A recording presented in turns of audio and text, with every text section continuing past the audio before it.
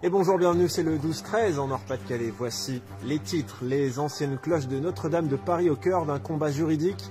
Les moines de Liévin se battent toujours pour les récupérer. L'histoire a ému outre-Atlantique. Explication dans un instant. Du sport avec le... Voilà pour le sommaire. Et d'abord, les 4 anciennes cloches de Notre-Dame de Paris vont-elles enfin sonner à Liévin? Le monastère se bat toujours pour les récupérer. Une bataille juridique qui pourrait prendre fin cette semaine.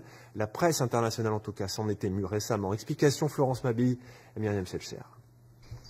C'est une église en construction depuis 17 ans avec très peu de moyens grâce à un chantier école. Nous suivons le prieur de l'abbaye Sainte-Croix de Riaumont. Il tient à nous montrer ce qu'il voit comme un signe du ciel. On est dans la salle des cloches. C'est-à-dire qu'ici, le clocher va s'élever encore à 12 mètres d'altitude à partir de ce niveau-là.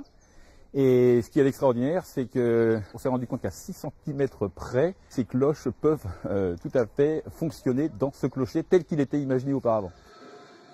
Les cloches, les voici décrochées en 2012. L'Observatoire du patrimoine religieux les avait proposées pour 1 euro symbolique aux moines de Liévin. L'État propriétaire depuis la loi de 1905 avait promis leur déclassement. Mais voilà, l'archevêché de Paris, lui, avait prévu de les faire fondre pour en faire des clochettes à touristes. Choqués, les moines saisirent alors la justice pour sauver les cloches. Ces cloches ont été bénies et consacrées. Leur vocation, c'est pour ça qu'elles ont été fondues.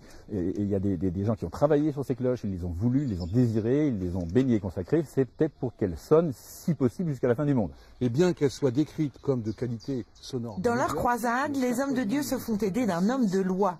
Le 18 mai prochain, la Cour d'appel de Paris doit enregistrer les éventuelles démarches de conciliation. L'avocat des moines veut y croire sereinement. Les religieux ont besoin de ces cloches. Elles coûtent très cher, ils n'ont pas les moyens. Ils construisent sans subvention, sans rien. Ils font ça seuls depuis des années. C'est vrai que pour eux, ce serait une véritable bénédiction, au sens propre et figuré du terme, que d'avoir ces cloches ici dans le clocher. Et les cloches de tous les clochers s'ébranlent pour un nouveau Noël, la naissance d'une nouvelle paix. Alors ces cloches qui ont sonné l'armistice et la libération finiront-elles leur jour sur cette colline de l'Artois où sont morts des milliers de soldats pendant la Grande Guerre?